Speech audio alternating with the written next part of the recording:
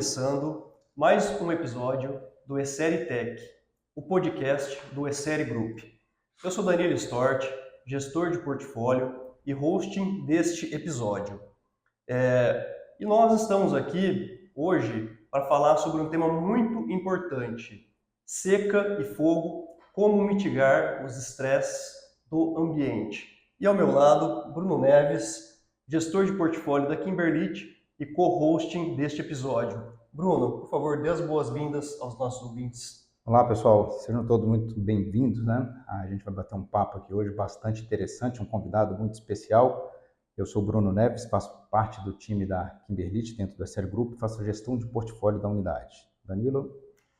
E hoje, um episódio muito especial, pois recebemos um dos maiores consultores do mercado de cana-de-açúcar. Ele é formado pela Faculdade de Ciências Agronômicas Unesp de Botucatu e mestre em produção vegetal pela Faculdade de Ciências Agrárias e Veterinárias Unesp Campus de Jaboticabal. Com quase 30 anos de mercado e de experiência no setor sucroenergético, carinhosamente já podemos chamá-lo de um canossauro. E hoje ele é CEO da MAS Consultoria Agronômica. Obrigado por receber e aceitar nosso convite, Antônio Marcos Denerato, ou mais conhecido no setor canavieiro, Marcão, certo? Certo. Agradeço ao convite de vocês, a Essere, nessa oportunidade de nós transmitirmos conhecimento, né, ao pessoal que está nos assistindo, entender um pouco desse mercado de cana-de-açúcar. Show de bola, Marcão. Marcão, conte para nós um pouquinho sobre sua trajetória pessoal, profissional e de onde surgiu essa paixão pela cana-de-açúcar. Ela começou na decisão de fazer escola agrícola, técnico agrícola, em 1986 a 88. De lá, parti para agronomia, fiz 2 anos de Pinhal, depois mais 5 anos em transferência na Unesp de Botucatu. E durante a Unesp em Botucatu, eu fiz 2 anos de estágio com o Edivaldo Velini. Então ali eu conheci cana-de-açúcar, né? E saí para o mercado de trabalho, comecei com citricultura. Em 99 comecei a trabalhar com cana e essa paixão começou ali. Entender todos os processos da cana-de-açúcar. Acompanhei desde a cana queimada até os dias atuais cana crua e toda essa mudança do sistema. Então, essa minha trajetória já com 26 anos aí acumulado, indo para 27 de cana-de-açúcar, um aprendizado todos os dias, é um ano diferente do outro. Não tem um ano igual ao outro nas tomadas de decisões. E para isso nós precisamos de experiência, convívio no campo. Quem queira trabalhar com cana-de-açúcar precisa estar presente no campo para entender como funciona a planta de cana-de-açúcar, porque ela passa durante o ano todo no campo, desde o período seco ao período de umidade. Com o tempo, eu fiz pós-graduação, mestrado, na área de produção vegetal, na área de fitopatologia. Ô Marcão, mas você trabalha com cana, tem um domínio maior em fertilidade do solo, nutrição, variedade, ambiente de produção, e foi fazer mestrado em fitopatologia. Eu fui estudar uma área por convite do professor Góes, para fazer o mestrado, e uma área diferente do que eu estava atuando. Isso é muito importante para trazer trocas de ideias de outra área da cana-de-açúcar, da agronomia, para dentro do setor. E hoje eu trabalho a cultura de A a Z dentro da porteira. Todo o manejo. Por isso, então, o nome MAZ Consultoria, correto? MAZ Consultoria, Marcos Antônio Zenerato. Mas que vai de A a Z. Vai de A a Z. Manejo de A a Z. Um complemento assim, sobre a tua fala, a importância do teu olhar.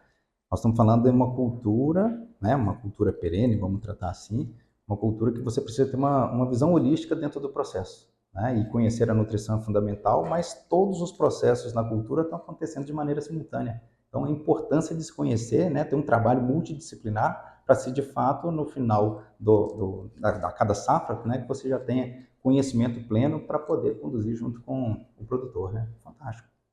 Marcão, que trajetória fantástica, parabéns. Como nós sabemos, né, a cultura de cana-de-açúcar, sem sombra de dúvida, uma das culturas mais importantes do Brasil. Na safra 2023-2024, foi uma safra recorde, né, colhemos aí 713,2 milhões de toneladas de cana, em 8,3 milhões de hectares, o que dá uma produtividade média de 85,6 toneladas de cana por hectare, ou como nós chamamos no setor, TCH. Né? Conte para nós um pouquinho a sua percepção desta safra e o que culminou para que nós conseguíssemos obter esse patamar de produção e de produtividade. Vamos lá. Quando nós temos o mercado de 22, 23, nós tivemos um ano fora da curva com chuva.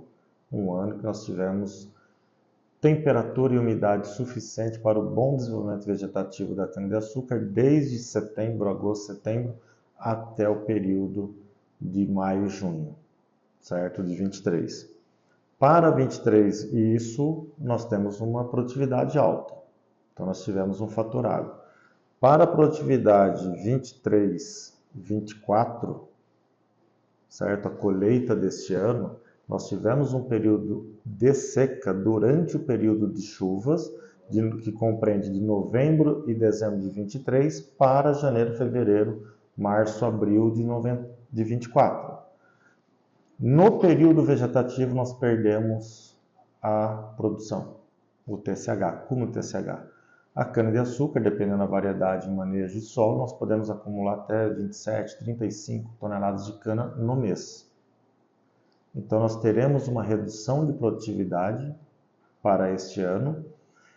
E um problema que eu vejo, nós não podemos comparar a produtividade desse ano apenas com a safra anterior. Nós temos que comparar a produtividade desse ano com uma média de 10 anos, 12 anos. Trabalhar com o histórico, né? Temos que trabalhar com o histórico para sabermos efetivamente o quanto que a seca deste período reduziu a produtividade.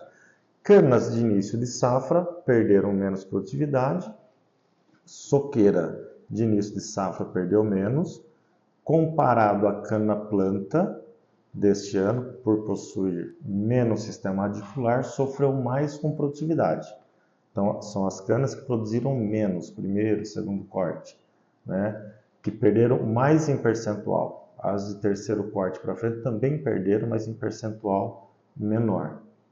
Então, esse é o desafio deste ano, que supostamente nós podemos chegar em regiões de 10 a 35% de perda de produtividade.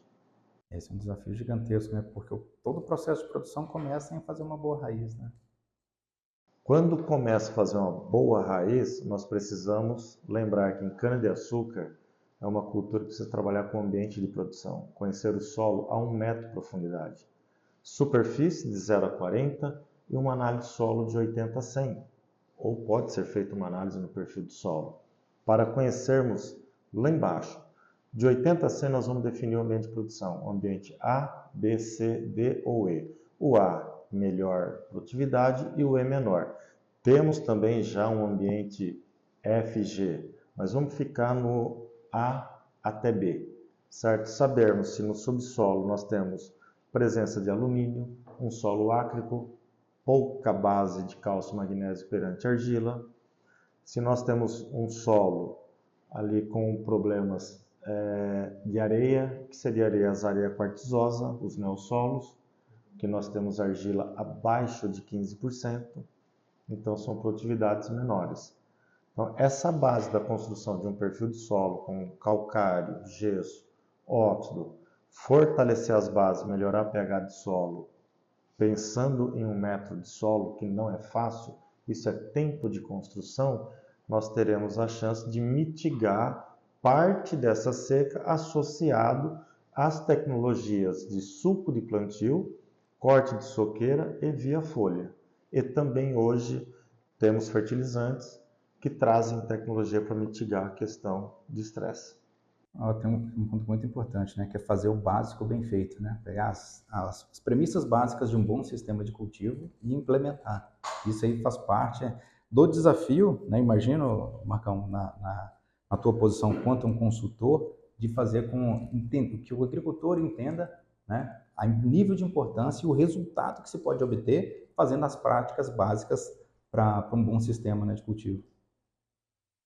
Nesse assunto, pessoal, é muito importante lembrarmos que dados da Embrapa, pH 4,5 em cloreto de cálcio, que é o pH que nós avaliamos em análise de solo e não em água, nós temos uma eficiência aí praticamente de 46% do fertilizante, 50%. Então, muitas vezes o produtor utiliza uma tecnologia avançada, certo? Em fertilizantes, porém o solo não está preparado, porque nós temos uma perda de 50% devido ao pH. Nós precisamos elevar esse pH próximo de 5,5, 6,5, para que tenhamos uma eficiência maior dos fertilizantes que estão sendo aplicados. Posso reduzir dose? Pode, desde que você faça uma base, mas quando você mantém uma adubação boa, com uma base bem feita, cálcio, magnésio, potássio no solo, que são a base para elevar pH, né? O hidrogênio baixa, ele torna ácido o solo, acidifica o solo, nós teremos a oportunidade de produzir mais. Isso nós estamos enxergando no campo. Sim. Certo? De fato, Marcão, hoje nós temos aí diversas opções, né, e oportunidades para ajudar a mitigar esses efeitos do clima, né, esses efeitos adversos. Se a gente for tratar de um assunto da parte de nutrição e fisiologia, que eu acredito que seja a chave, junto com o manejo de solo, para a gente poder mitigar esses estresses, além do básico bem feito de correção do perfil de solo, fornecimento de nutrientes, principalmente cálcio, que é uma função muito importante nesse sistema, né? Quais os outros nutrientes e substâncias que nós poderíamos lançar mão? Você pode trabalhar hoje desde os biológicos, certo? Que também atuam nessa atividade. Nós precisamos lembrar, precisamos mitigar o estresse hídrico, então nós precisamos trabalhar com nutrição, nutrientes, boro, molibdênio, zinco. O zinco é um dos nutrientes muito utilizado em cana-de-açúcar, boro é mais restritivo, o pessoal está começando a utilizar boro. Molibdênio, por mais que se fala, está começando a utilizar. Precisamos do manganês e do cobre. 2 nutrientes aí, manganês e cobre, esquecidos. Precisamos trabalhar o manejo, suco de plantio, corte soqueira, com essa nutrição bem feita, com, seja ele via aminoácido ou um bioestimulante, produtos que você tenha tecnologia para trabalhar a fisiologia de planta, trabalhar as processos enzimáticos e metabólicos, para que a planta ela se prepara para o estresse hídrico, a diversidade. Vamos resolver 100%? Não. Nós vamos resolver uma parte que nos conduz menos perdas e com isso a gente consegue manter um patamar de produtividade alto. Um manejo pré-seca, certo? Com os micronutrientes, alguns macros, aminoácido. Um manejo pós-seca. Pessoal, não estou dizendo para vocês aplicarem no período seco. Antes da seca, ali meados de março, abril, uma aplicação, e pós já as primeiras chuvas de 50, 80 milímetros. Que a planta ela consegue trabalhar na pré-seca. Se preparar para uma seca, ela permanece verde por mais 30, 40 dias, 50 dias. E quando nós fazemos o pós-seca, ela restabelece a parte fisiológica dela num tempo menor e começa a ganhar massa verde num período que nós já estamos na primavera e para verão, com temperaturas altas. Esse tema é importante, preparar a planta, tanto pré e também preparar lá no pós, porque a gente acelera a velocidade de retomada do metabolismo. Você tocou num tema muito importante no que tange a distribuição entre os nutrientes, né? E não só trabalhar maiores quantidades daquilo que já vem se trabalhando, mas trazer todos, né? E ter, obviamente, um equilíbrio entre os 14 nutrientes essenciais e aproveitando da tua fala, você falou manganês e cobre, que hoje, infelizmente, ainda não tem uma recomendação muito intensa, e somado a zinco, manganês, cobre e zinco são os 3 principais nutrientes que têm uma ativação enzimática nas plantas para reduzir os níveis de estresse, principalmente oxidativo, né? Então, fazer esse arranjo de nutrientes pré-momento de seca faz com que a planta esteja preparada para enfrentar aquele momento. Obviamente, isso é para mitigar, né, os efeitos que vão acontecer em função da falta de água ou escassez de água nesse período. Então, muito importante ter esse olhar, essa leitura para esse momento, né? E, obviamente, na retomada, tem que ter entrada de água no sistema, ok? Entrou água no sistema, a utilização de aminoácidos faz muito sentido, porque como a planta reconhece como parte dela, né, o uso exógeno de aminoácidos, a planta recupera mais rápido, então associada a nutrientes, obviamente. Então esse é um cenário muito interessante para se trabalhar. E são os 3 micros catiônicos, né, que nós temos e pouco utilizado. E lembrando dos aminoácidos, toda recomendação minha entrou via folha aminoácido, na dose da empresa produtora do produto, né? Então isso é muito importante, vocês verão com esse manejo o resultado do que já foi conversado aqui. Marcão, sensacional, que aula. Mas vamos falar do que o produtor rural gosta de ouvir. Vamos falar de valores, né? A safra 2023-2024, nós tivemos o ATR médio de 1,20 a 1,30, o que na formação do preço para o pagamento de cana base campo chegou-se a 130, 150 reais em média para o produtor, correto? Mas o mercado internacional, a partir de algumas semanas atrás, já começou a precificar o açúcar para massa, né? E inclusive as usinas já começaram a fazer contratos de etanol anidro com preço mais alto. Você enxerga que o produtor que investir hoje, ele vai colher resultado na próxima safra, ou nós temos que pensar no sistema como mais tempos atrás, como um manejo como um todo? Qual é a sua visão sobre esse assunto? Essa minha visão é o seguinte, então é a lei da oferta e procura. Menor oferta, maior procura, os preços sobem, consequentemente nós já acreditamos num preço maior de pagamento lá em abril de 2025, né? Aí cabe a nós, se o preço líquido que o produtor está recebendo de R$120, 130, R$150 a tonelada, então cabe a nós realizarmos o manejo para dentro da porteira. Não podemos copiar um produtor, copiar o outro. Cada um possui sua logística, cada um possui seu lado financeiro de investimento, certo? Então nós temos que olhar dentro da porteira e trabalharmos no seguinte quesito. O que eu tenho visto nos últimos tempos? Todo mundo fala em custo. Nós precisamos esquecer a palavra custo. Custo é para nós compormos o custo de produção e medirmos uma rentabilidade dentro do macro. Só que nós temos que olhar que nós precisamos fazer investimento. Então, se nós olharmos custo como investimento, quando nós vamos para os manejos, para a próxima safra, que está indicando, sinalizando chuvas normais de outubro a março, abril, que o pessoal está dizendo que será um ano bom para cereais, então nós teremos água no período vegetativo da cultura. E vai ter um acúmulo de biomassa.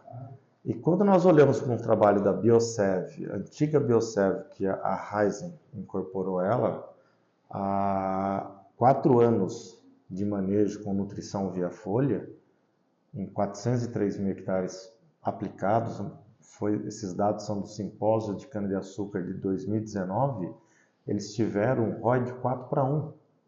R$1 investido, 4 de retorno. Então, é o momento do produtor, mesmo que esteja em uma condição mais restrita, as áreas melhores de respostas, cada um sabe dentro da sua porteira quais são, faça investimento esse ano em nutrição. Tem que investir, porque o ano sinaliza com chuva. Então, nós temos a oportunidade de produzir. E sem o investimento em nutrição, não vai produzir. Esse é um ponto que a gente trata com muito cuidado, porque é uma nutrição fisiológica quando a gente faz a aplicação via foliar, né? Lembrando que toda a base, boca da planta é o sistema radicular, então construiu-se um bom sistema, solos com fertilidade construída ou constituída, aí sim a gente tem os melhores níveis de resultado na suplementação via foliar. Isso é fantástico, né? E são dados do campo, né? E obviamente, quando a gente vê a pesquisa validando o campo e o campo respaldando tudo que a pesquisa trouxe de conhecimento, isso é fantástico, né? Para a gente mostrar para o produtor. E você está certinho, certíssimo, pessoal. Hoje as empresas, o mais sério, não traz para o mercado um produto sem antes ter testado. E isso gera 1 ano, 2 anos, 3 anos, 4 anos validando uma tecnologia para chegar no campo. E eu só deixo assim uma observação para o produtor. Cana-de-açúcar não é o preço de 1 ano recebido. É a média da lucratividade de 5 anos, 5 cortes, 6 cortes. Então nós temos que fazer esse conjunto durante esse ciclo e nós temos positivo saldo. Então não é 1 ano que perdeu produtividade que nós vamos jogar toalha. Não, pelo contrário, vamos manter o investimento. Concordo contigo, Marcão, plenamente. E agora eu gostaria de trazer um tema que está sendo muito discutido, né, em todos os encontros técnicos e inclusive em conversas com produtores, que é a respeito dos incêndios que estão ocorrendo nos canaviais na região sudeste, né? Hoje já temos alguns dados aí, que a mídia vem noticiando, mais de 180 mil hectares queimados, que dá um prejuízo de mais de 1,2 bilhão de reais aos produtores de cana-de-açúcar. Eu gostaria de trazer 2 cenários para a gente poder discutir o que nós podemos fazer para mitigar ou reduzir esse prejuízo ao produtor. Então vamos pensar no primeiro cenário. A cana pronta para ser colhida e pegou fogo. Como que a gente avalia esse potencial na rebrota, se essa área nós temos que reformar ou se realmente a gente consegue manejar essa área para ela ser rentável? O primeiro passo já foi bem comentado aqui. Uma base bem feita, quando nós temos cálcio no sistema, magnésio, um corte de soqueira bem feito, suco de plantio bem feito, nós temos, com o passar da soqueira, de melhor vigor. O rizoma precisa ter vigor, certo? Para que tenha força de brotação das gemas que estão embaixo do solo. A cana queimada, ela possui 72 horas para ser colhida, daí para frente começa a perder eficiência e principalmente deixa de produzir açúcar e vai para etanol. Então é um prejuízo enorme.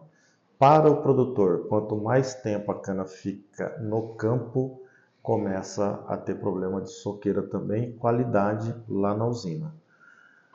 Dentro desse cenário, nós vamos ter que avaliar, o primeiro passo que eu vejo é buscarmos a recomposição ao longo do tempo com a palhada, porque queimou tudo ali. Ali queimou, foi embora, certo? Então nós perdemos uma parte de microbiologia ali fantástica, que construiu há 5, 8 anos e nenhum produtor é besta de ir lá e pôr fogo num negócio que ele está tomando prejuízo. Perde uma construção, com algumas horas você perde a construção de anos. De anos. E dentro desse cenário, para as pessoas que o canavial queimou ou já colhido queimou a palha, o que nós temos que avaliar? Foi realizado herbicida? Se foi, perdeu. Foi realizado adubação?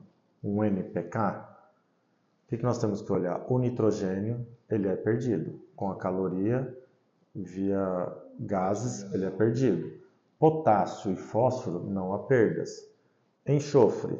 O enxofre na fase de gesso e também na via elementar, nós não temos perdas. O boro nós temos perda também, certo? O enxofre, eu comentei aqui sobre a parte via gesso e elementar. Porém, o enxofre que está na composição da palhada, esse se perde por gases. Então, nitrogênio, boro e enxofre são perdidos, né? E principalmente o boro que está na palhada também, inserido na palhada. Toda a fração orgânica ele vai ser perdido. Então, nós temos que repor, certo? Quando nós olhamos para o Lexita, ela perde um pouco, mas durante o processo de chuvas será liberado gradualmente novamente, mas tem uma perda menor.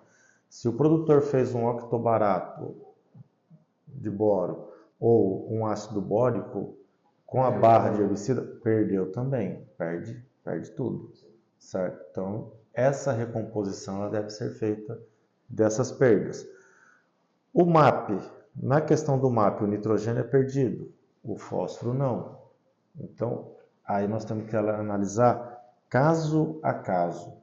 Caso ele fez uma área que já tinha colhido, ele tinha aplicado um fosfato reativo natural para a próxima safra, numa reforma. O fosfato reativo, o processo de fogo, ele acelera a disponibilidade dele, então não há perdas. Você melhora até a eficiência pela calcinação. Bem lembrado.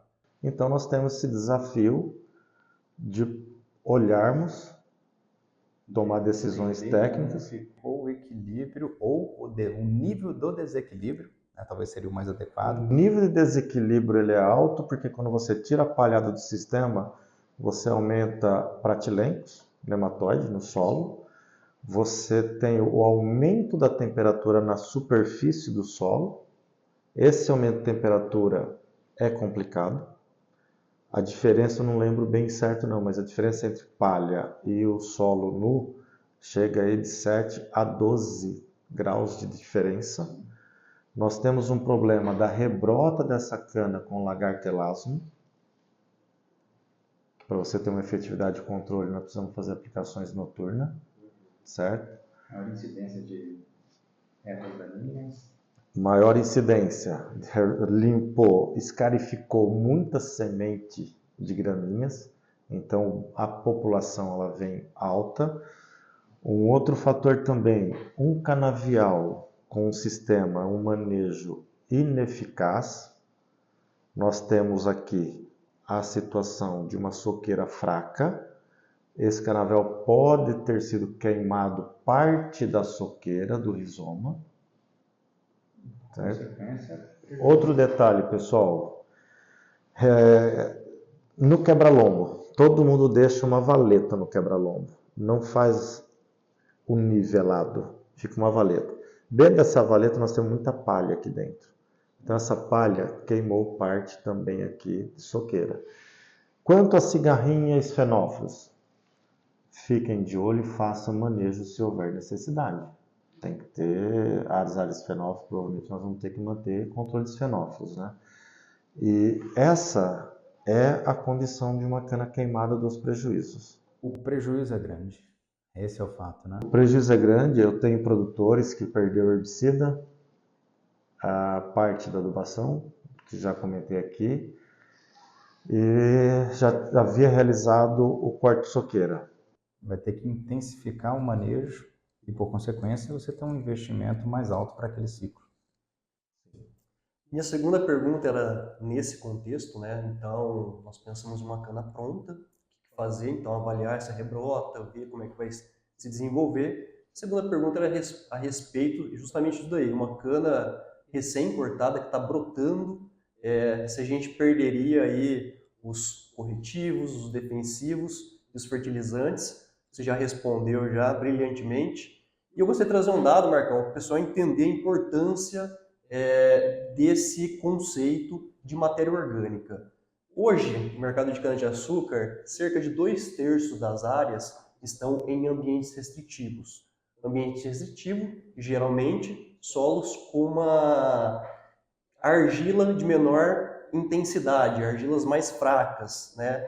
E o fogo, ele acaba consumindo a palhada e a matéria orgânica. E sabemos que a matéria orgânica mais a palhada, ela responde a em torno de 80% da CTC do solo. Então, olha a importância da matéria orgânica e da palhada sobre esse solo. Nesse cenário, você acredita que uma tecnologia de fertilizante com substâncias úmicas e polímeros aditivos pode minimizar as perdas por fixação do fósforo e por lixiviação do potássio? Sim, minimiza bastante. E antes dessa seca, dessa situação de queimada, né, que dizimou muitos canaviais, 180 mil hectares, como você mencionou, É importante, eu acredito muito, lá de trás, sempre falo, ao momento que nós tivermos os fertilizantes, polímeros associados a substâncias úmicas, nós temos uma menor perda do nutriente em solos arenosos, nós teremos uma outra concepção de produtividade em solos arenosos. E falando em ambientes D e E, nós temos próximo do setor canavieiro uns 40%, 45%. Então, olha o quanto de potássio está sendo lixiviado.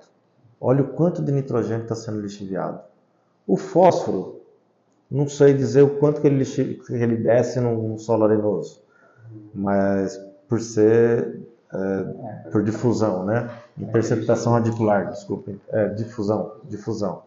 A característica do produto talvez seja o nutriente mais limitante no sistema de produção tropical é fósforo, né? Esse é um desafio. É um desafio. E nós temos que trabalhar ali com um pouco de matéria orgânica, pode ser ele via esterco e principalmente nos ácidos úmicos. Momentaneamente essa CTC ela sai ali de 30, 40, ela chega aí a 80, 100, 200, momentaneamente, mas quanto que é esse tempo?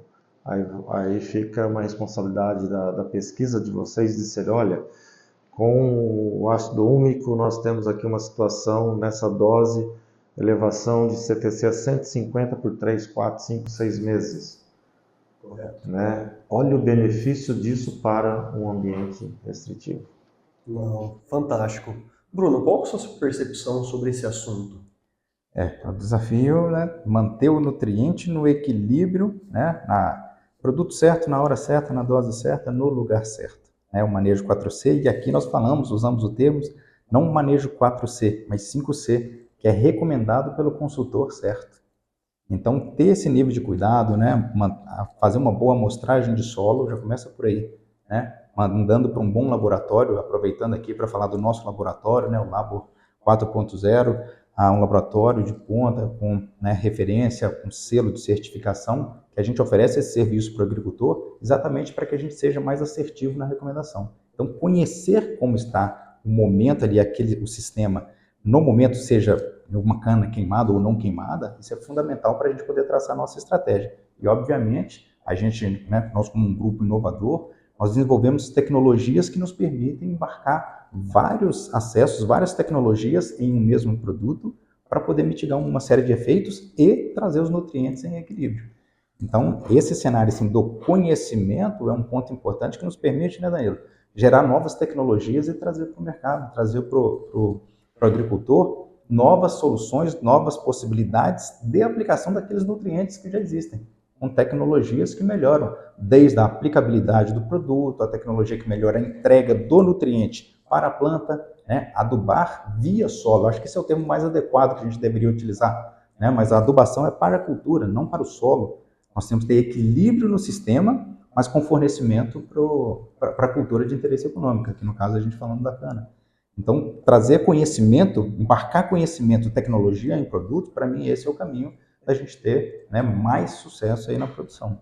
Bruno, vocês estão de parabéns, né, pela tecnologia que vocês trabalham, desenvolvem. Eu tenho clientes que usam os trabalhos de vocês do laboratório.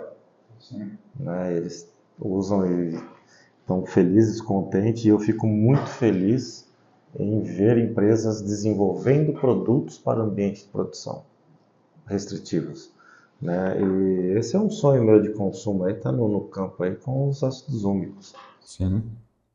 Porque o nosso principal objetivo, né, nossa missão, na verdade, é ajudar o produtor na sua missão de alimentar o mundo. E nessa missão, nós, como grupo, nós temos, obviamente, produtos inovadores e que entregam resultado no campo, mas nós também temos aí uma plataforma de serviços para contribuir com esses produtos, que sejam posicionados da melhor maneira correta.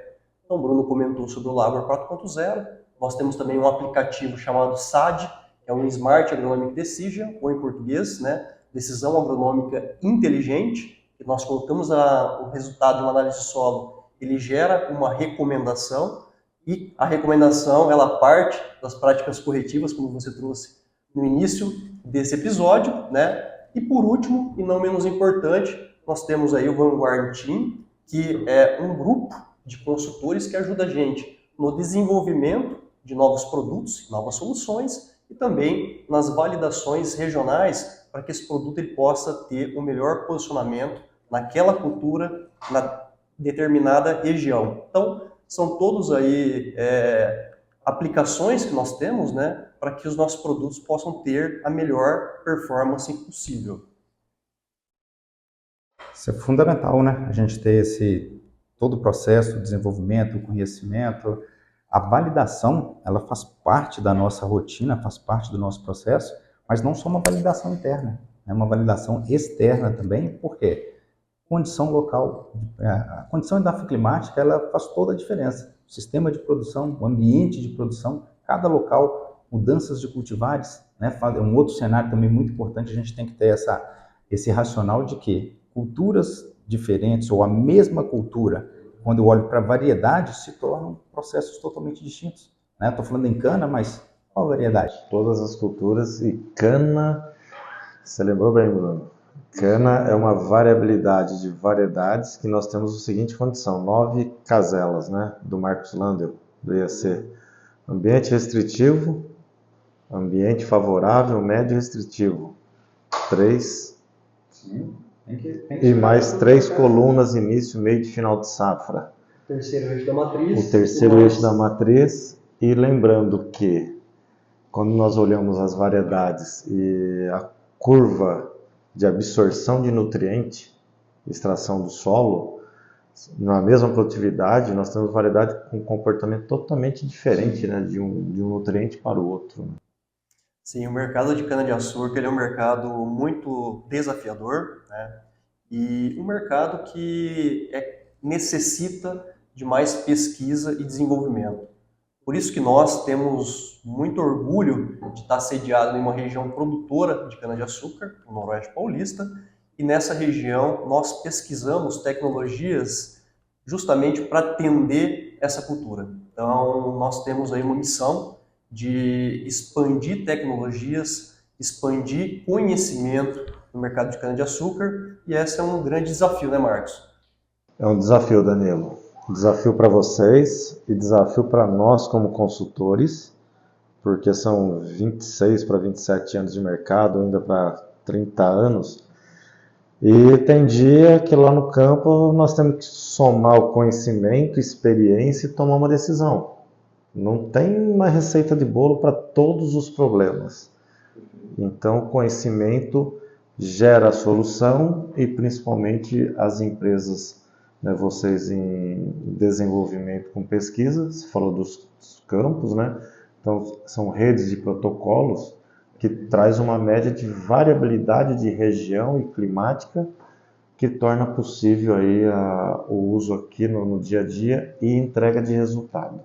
Marcos, você tocou num tema que é muito importante.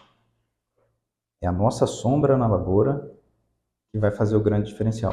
Existe muita tecnologia, hoje a inteligência artificial está aí, a utilização de múltiplos acessos para se visualizar uma lavoura, mas por tantas vezes a gente está olhando numa tela, está visualizando alguma coisa, mas precisamos ir lá no campo para checar e confirmar se aquilo ali de fato, né, o problema que estamos observando, se ele é de fato aquilo que uma certa tecnologia está gerando para a gente informação.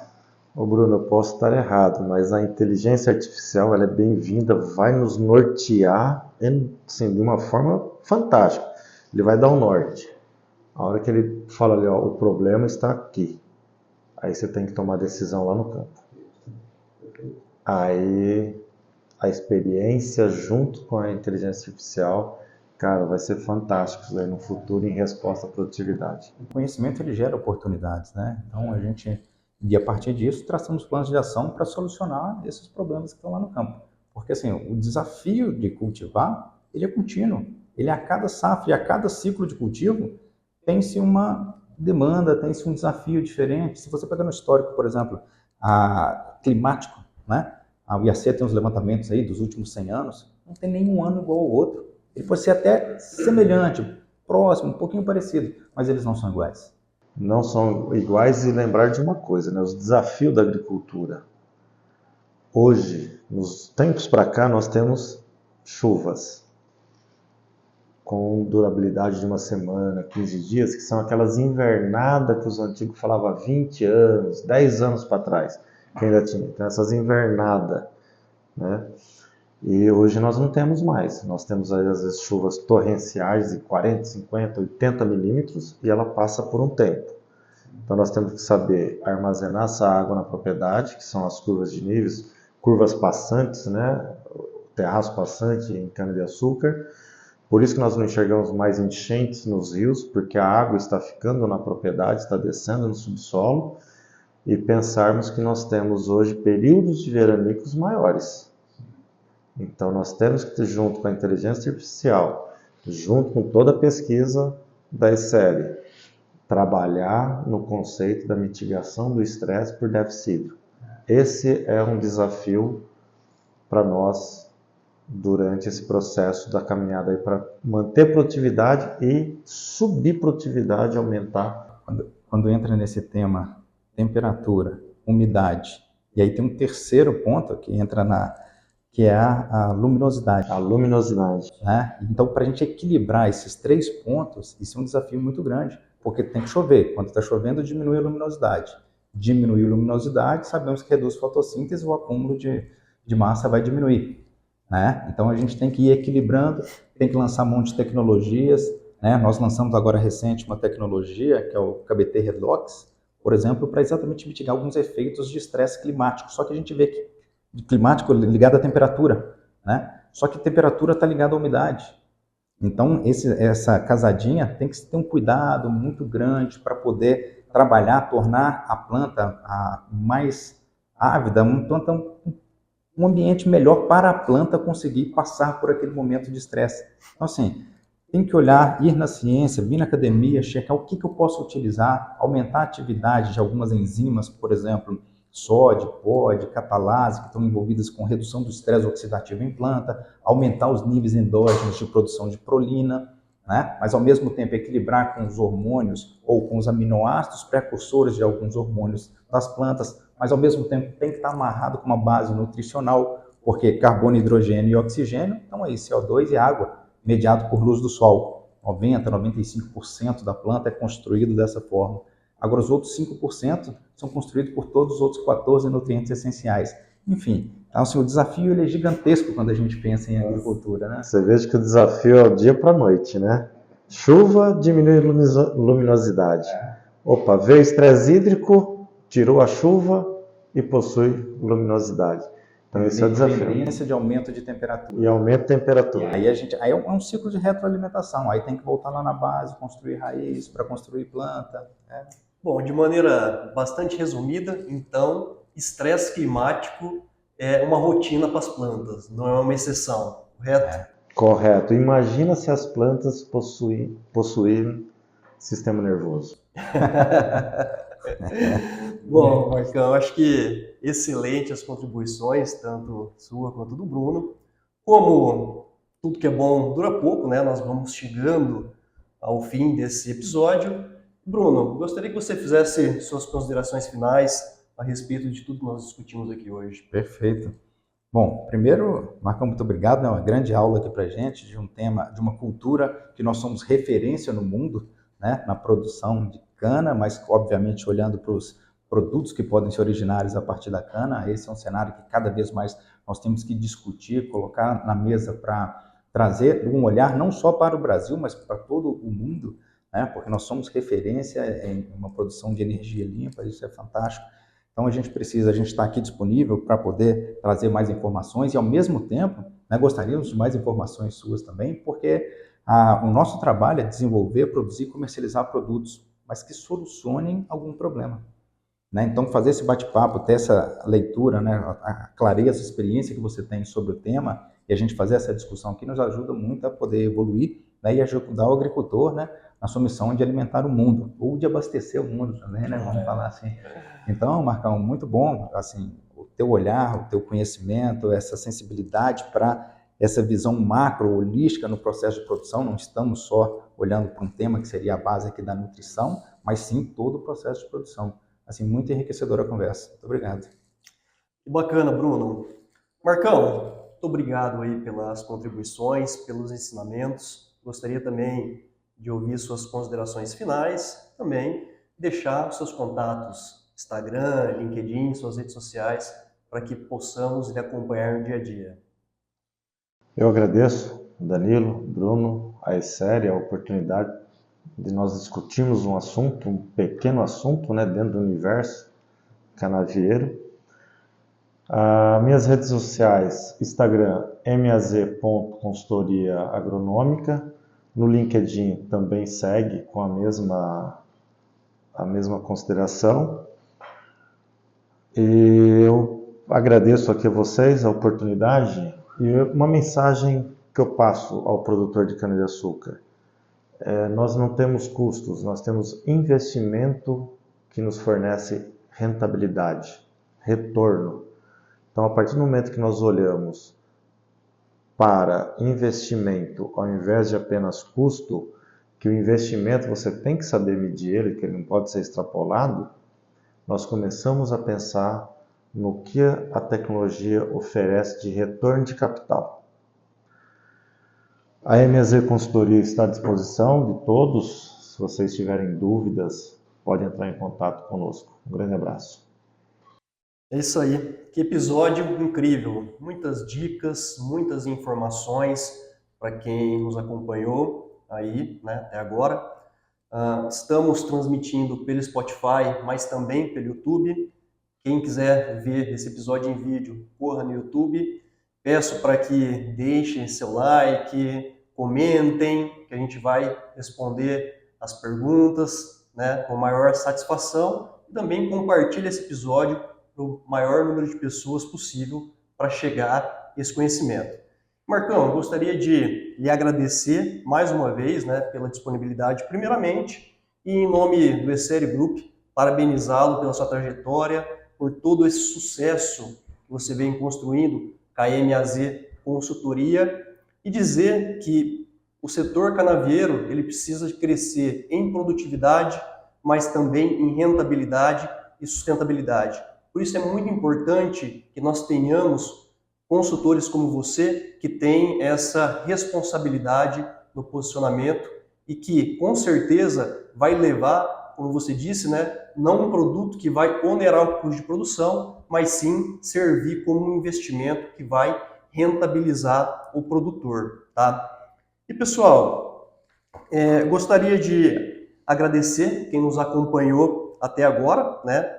E dizer que em breve nós teremos aí mais um episódio relevante sobre diversos assuntos relacionados ao agronegócio. E um forte abraço a todos. Muito obrigado.